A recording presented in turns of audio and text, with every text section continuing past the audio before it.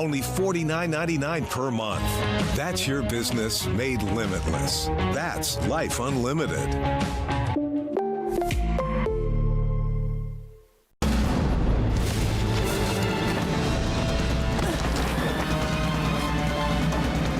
Even the mighty might not see it coming. It's prediabetes, and it captures 1 in 3 adults. But you can escape. Take the 1-minute prediabetes risk test to know where you stand and prevent or delay type 2 diabetes. Be your own hero on smartphones everywhere at doihaveprediabetes.org. Spectrum News Plus. Local stories, Spectrum News app, and free with your Spectrum subscription. Okay. I'm Sharon Tazwell. Here's your Spectrum News in 90. Voters across the country are gearing up to cast their ballots in the 2024 election, now just 20 days away. Kamala Harris is in Pennsylvania Wednesday, where she's expected to highlight the support of Republicans backing her in the key battleground state. Meanwhile, Donald Trump is participating in a town hall in Florida with undecided Hispanic voters. And family members and attorneys of Eric and Lyle Menendez held a press conference Wednesday calling for the brothers to be resentenced. The case has recaptured national attention following the Netflix series Monsters. The brothers were sentenced to life in prison in 1996 for killing their parents. Both men maintained they acted in self-defense, saying they were abused by their father. With the understanding we now have about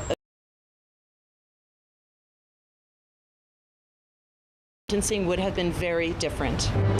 It's the season for holiday shopping, and retailers are expecting another spending record, but sales are expected to grow at a slower pace. Consumers are expected to spend between $980 and $990 billion in November and December. There's a lot of stressors out there, and we do see that consumers are turning to these moments of celebration to find joy, to find meaning. Those are headlines. Now, here's your weather on the ones. We're taking a look at the big picture, and you're noticing a lot of colors here. Well, we have some freeze alerts for temperatures that are going to be around freezing across the eastern half of the U.S. Also, the potential for some snow showing up in the higher elevations as well as in the Rockies, potentially some widespread snow with this low pressure that's going to be coming in. But chilly conditions are going to persist across much of the Midwest.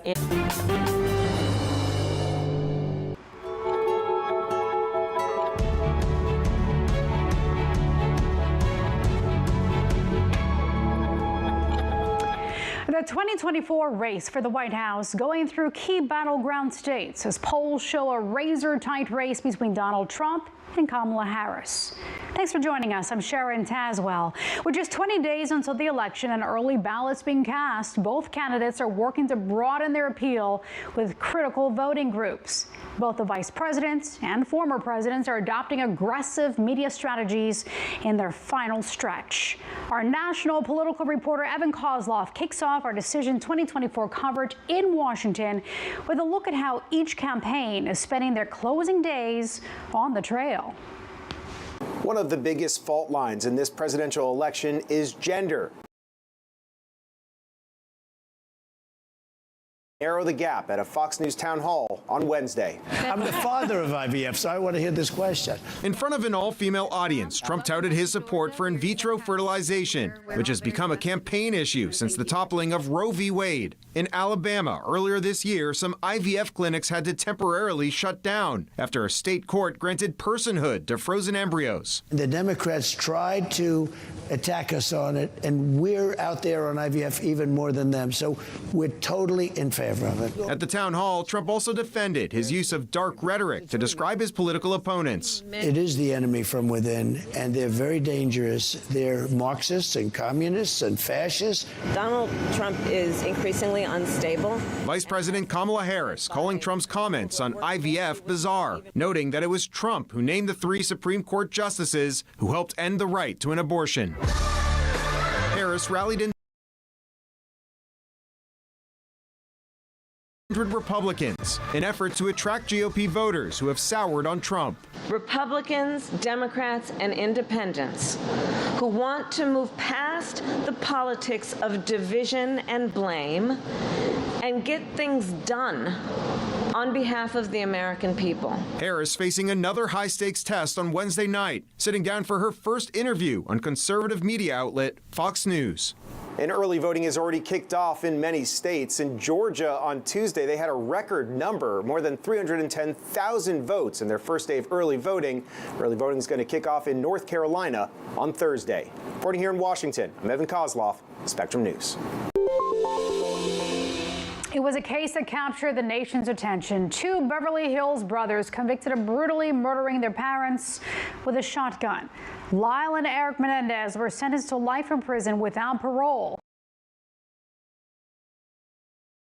Lyle Menendez's family are urging the Los Angeles County District Attorney to review the brothers' conviction and bring them home.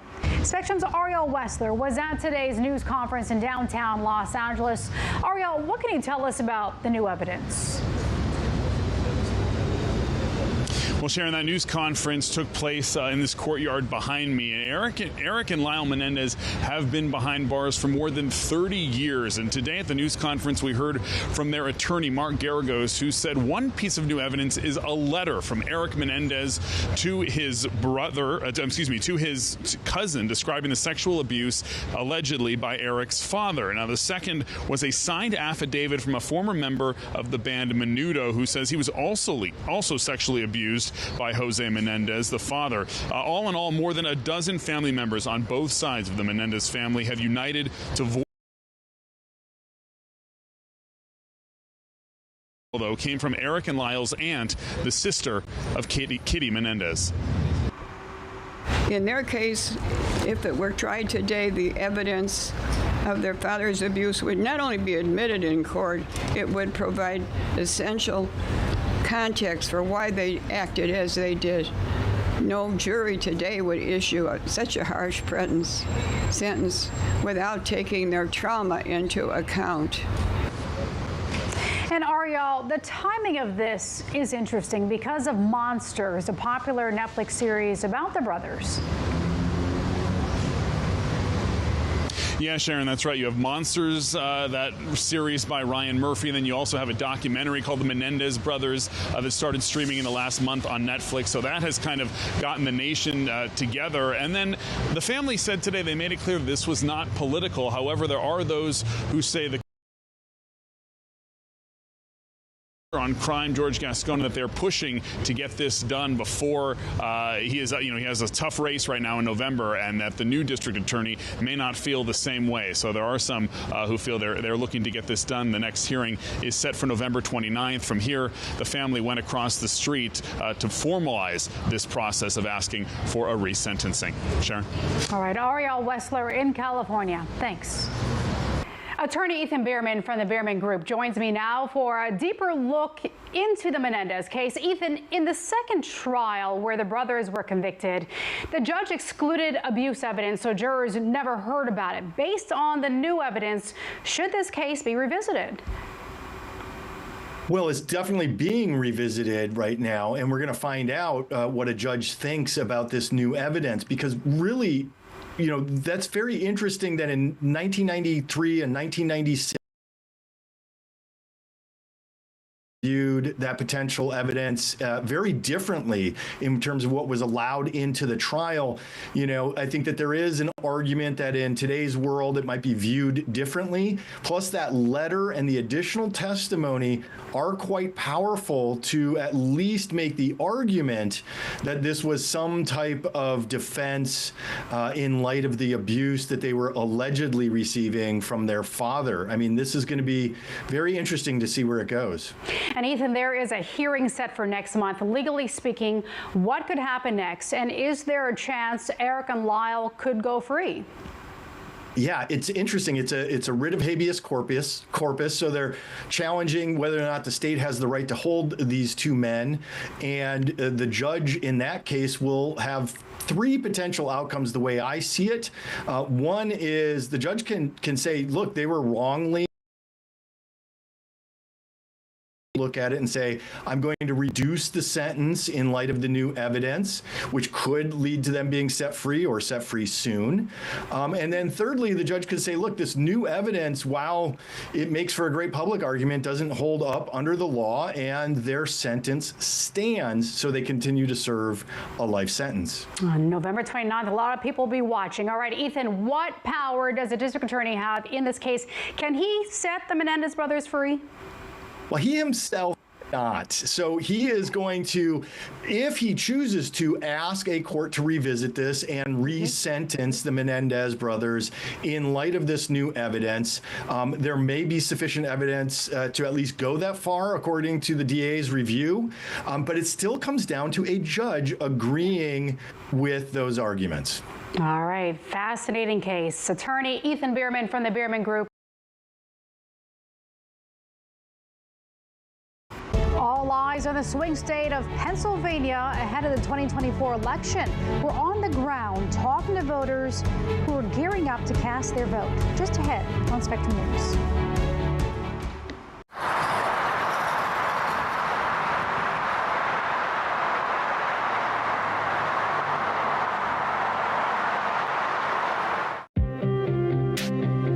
The 2024 election will decide who leads our nation and the balance of power in Congress, impacting all of us. From Capitol Hill to the Oval Office, let Spectrum News be your resource for balanced, in-depth coverage with our dedicated experts in local politics. Strengthening democracy by informing your community. That's our mission. Available on all of your favorite devices, exclusively on Spectrum. What if you never had to worry about who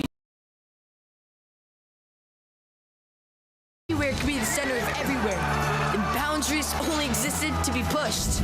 So the only limit you faced was how big you could dream. What would you do then? Some pretty cool stuff, I bet. Yeah, that'd be some life. That'd be life unlimited.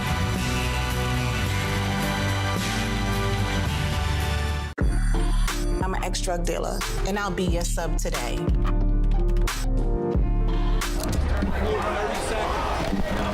2 milligrams of fentanyl can be lethal. A lethal dose is in here. Who gets it, I won't know. It's cheap, it's potent, and it's profitable. The sad reality is, fentanyl is being mixed into everything now. More kitchen now.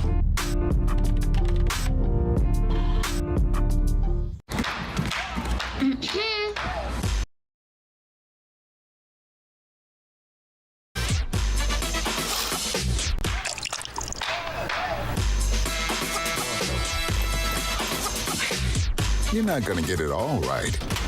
Just make sure you nail the big stuff. Mama!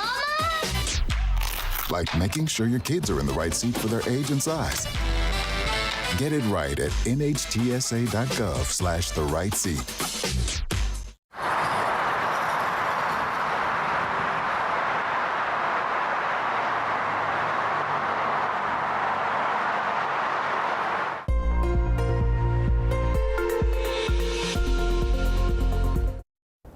Welcome back to your weather on the ones. I'm meteorologist Brittany Hamilton, and on satellite and radar, you're not seeing a lot going on in the Midwest and the East Coast, and that's because high pressure is keeping things dry, also on the cooler side. But as we look out in the west, we have some showers moving in off into the Rockies, and we're talking about some snow for some of those areas. Now, as we look at our freeze alerts once again for the overnight going into Thursday morning, you have freeze warnings for areas like Indiana as well as Illinois, most of Ohio included in that, and even pretty far to the south, we have some frost advisories. So that does include Atlanta, potentially some areas like Charlotte, getting into Western Virginia here, Roanoke. So cooler than average temperatures expected overnight, all the way down through the southeast. As we look at low temperatures early Thursday morning, a lot of 30s here for Columbus, St. Louis just barely above freezing at 33 degrees, 37 for Atlanta, and Raleigh around 39. And as we take a look at our temperatures for Thursday, you notice even the high temperatures, not all that warm. 66 degrees in Atlanta, New York, 59. These are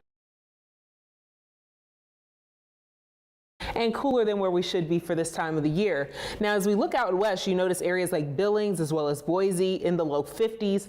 Also some rain on the way. Temperatures still in the 70s for Denver. That's going to change as that front comes in and starts to drop temperatures as well as bring snow to some of the mountain regions in Colorado. Now, as we look at temperatures in terms of where they should be compared to average, you notice some spots like Minneapolis, Chicago, Kansas City actually going to be above average, starting a little bit of a warm up, but then cooler than average for areas like Denver. By the time we get into Saturday, almost 15 degrees cooler than we should be for this time of the year.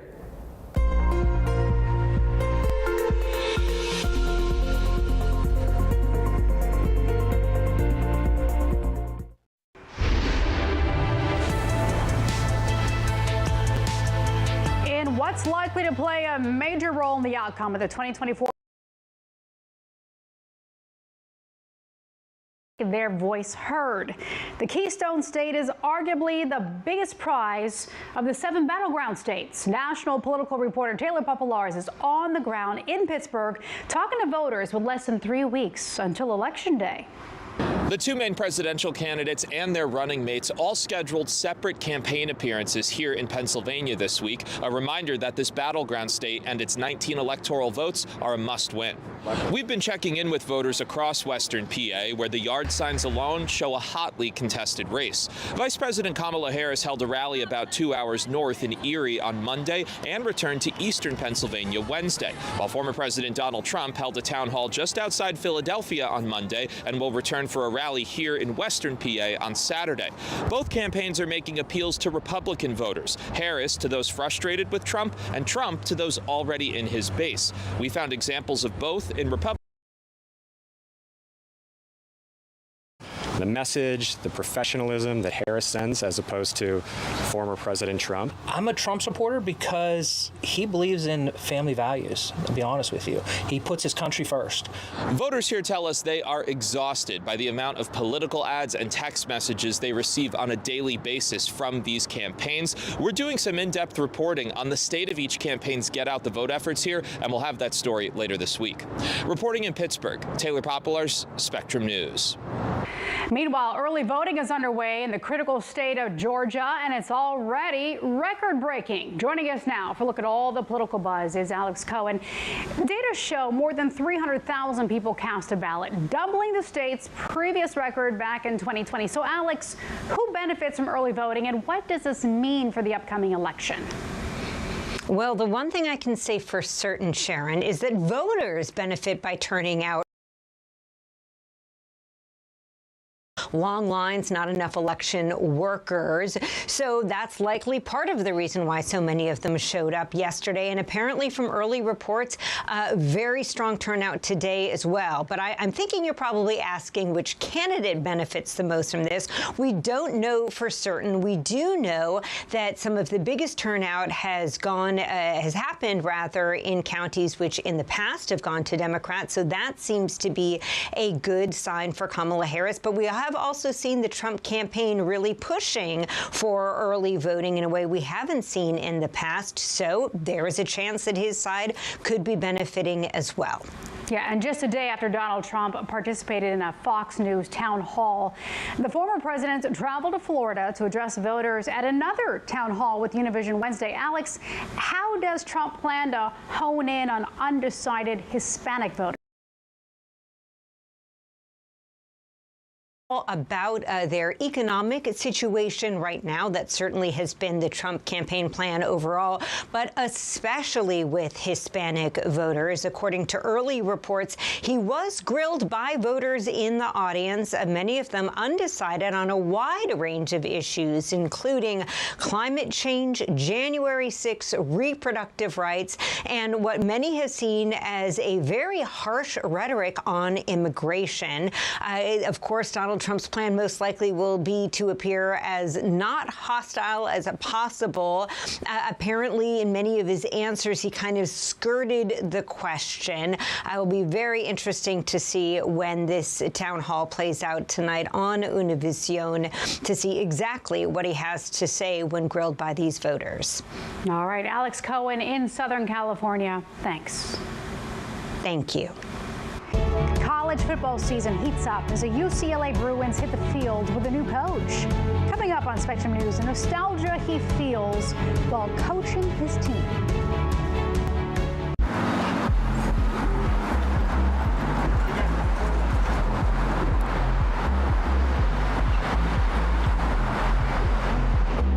For the millions of school-age children across the country, the state of their schools can have a lasting impact on their health and well-being. The majority of school districts aren't doing comprehensive regular water quality testing. As CO2 levels rise in a space, cognitive function takes a direct decline. We visit 2 school districts working to create safe and healthy environments for their students. Watch Exploring Your Health, Curing Our Classrooms. Available on the Spectrum News app.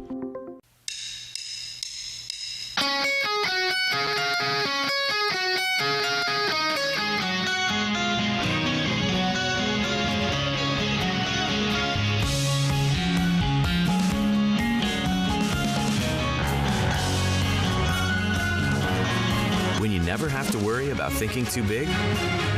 Because you have a connection that's ready for anything. That's Life Unlimited. That's Spectrum. I tell my son, I love you every single day. I love you. Now, my dad has never said that to me. Not because he doesn't love me, but because culturally it wasn't comfortable for him. Now that he's a grandfather, he says, I love you to my son every time he sees him. My advice to all the fathers out there, forget the cultural restrictions. They grow up way too fast for you to waste even a single precious moment. Food isn't just fuel to live, it's fuel to grow. My family relied on public assistance to help provide meals for us. These meals fueled my involvement in theater and the arts as a child, which fostered my love for acting. The Feeding America network of food banks helps millions of people put food on the table. When people are fed, futures are nourished. Join the movement to end hunger, and together we can open endless possibilities for people to thrive. Visit feedingamerica.org/actnow.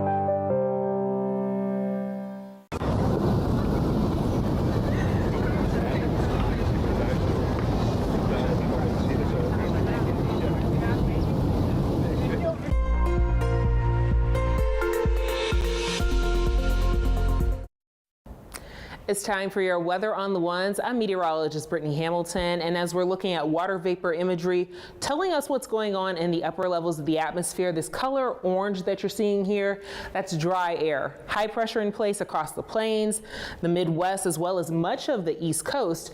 But on the West Coast, you see a lot of blue here. That's moisture moving back into play, and we're also keeping an eye out for rain and maybe even some snow. And not talking just little amounts for parts of the Rockies. We're talking a pretty decent snow event for this time of the year. Now, as we look at the futurecast going through early Thursday morning, some rain and potentially some snow in the mountains for Washington and Oregon, also across areas like Utah, getting into Wyoming. As we get into late Thursday, going into Friday, we start to notice more colder air coming in. So you're seeing more blue here. That's indicating some snow for the Rockies, especially as we end the week and head into the weekend. So the system going to continue to move through, likely dropping quite a bit of snow for areas like Colorado and getting into Wyoming. So as we look at snowfall projected totals, there will be some spots potentially that could see 4 to 5 inches, but definitely some higher totals as you go a little further west in Colorado here. And there may be some spots that get over 1.5 feet, maybe even 2 feet of snow all the way up into Wyoming and even parts of Montana. Now, as we look at the low temperatures for Friday, so we're still on that cooler side for much of the East Coast, but we're gradually starting to rebound back into the Midwest. So you're noticing low temperatures in Minneapolis in the 50s. Warmer there Friday morning than what you'll have in Atlanta at 40 degrees. And then as we get into Saturday, we'll start to see some of those low temperatures in the East Coast rebounding a bit as well, but definitely a chilly next couple of nights. So just have that jacket with you if you plan to be outside. And as we look at tropical satellite, we've been watching this area for the past few days. It does have a moderate chance of development over the next 7 days. So that's what you're seeing here in orange as it approaches the Leeward Islands. Now, right now, still very disorganized. We're also watching another area in the Caribbean. The chance is not quite quite as great because it doesn't really have a window before it moves back into parts of Central America. But if either of these become a system, of course, we'll keep you guys up to date here on Spectrum News.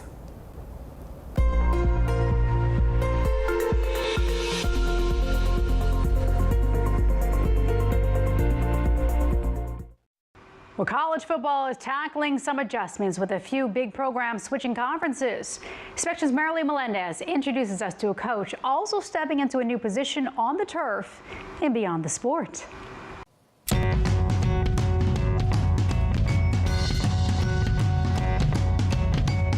Week 8 of college football, and things have really started to heat up with in-conference play. For the UCLA Bruins, it's a brand new conference moving from the Pac-12 to the Big Ten this season. But it's not just the players and fans adjusting to the new schedule and stadiums. The Bruins' new head coach has gone from a team volunteer to leading the squad out of the tunnel. Nikki Kay has the story. This is like the final destination, kind of, you know? Deshaun Foster is in his first year as head coach of the Bruins. He brings a sense of nostalgia and purpose. Put on the pads, it was kind of like an honor, you know? I was a part of a 20-game win streak, played in the Rose Bowl. It meant more. In 1998, Foster was a true freshman running back, breaking records in blue and gold. By his senior year in 2001, he was an All-American.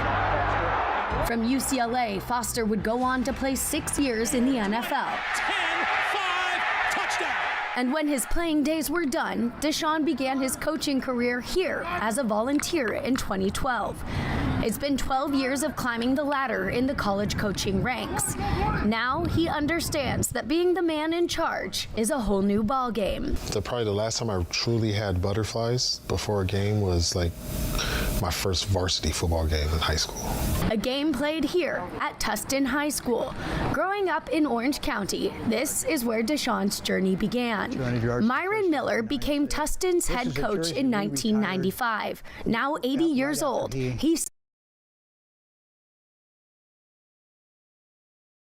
He never missed a practice once or a game once in 3 years that I coached him. It's that sense of self-belief he brings to this new role.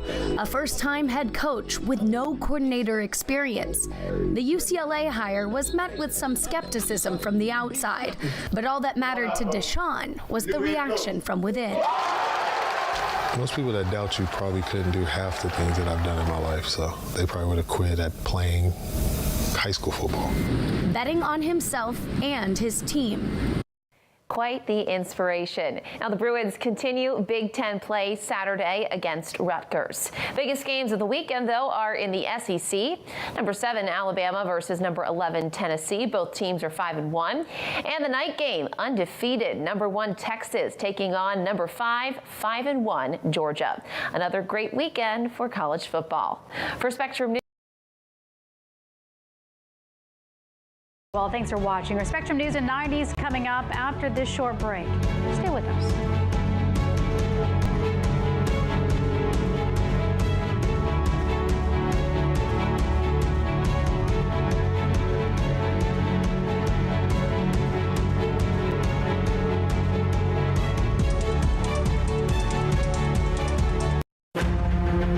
Friday nights, The Big Deal with Errol Lewis, where Spectrum News' local political journalists break down the most important issues shaping our nation.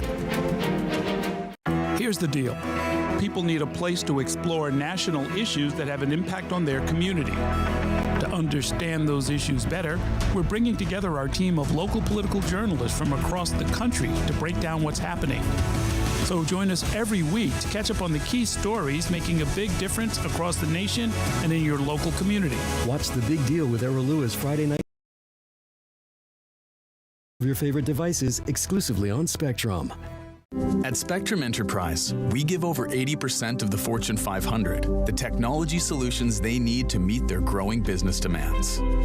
Whether it's ultra-fast connectivity, seamless transactions, safe and secure data, or reliable always-on technology, these businesses demand better, and we're here to deliver it. Get a network you can rely on with our 100% uptime SLA guarantee. Whether it's our stories, the warmth of our laugh, or our family's secret sauce, we all bring something different to the table. So make some space. The power of connection is waiting right outside your comfort zone. Learn how you can help strengthen your community. Our journey towards improving mental health doesn't always present a clear path. Every Thursday on Your Mental Health, we listen to voices across our communities, discussing the challenges of everyday life and presenting accessible resources to guide us along the path to our well-being, providing hope and empowering choices that light the way to a healthier you. Your Mental Health with Dr. Nicole Clark, Thursdays on Spectrum News Plus, available on all your favorite devices. Spectrum News Plus, local stories, connecting communities.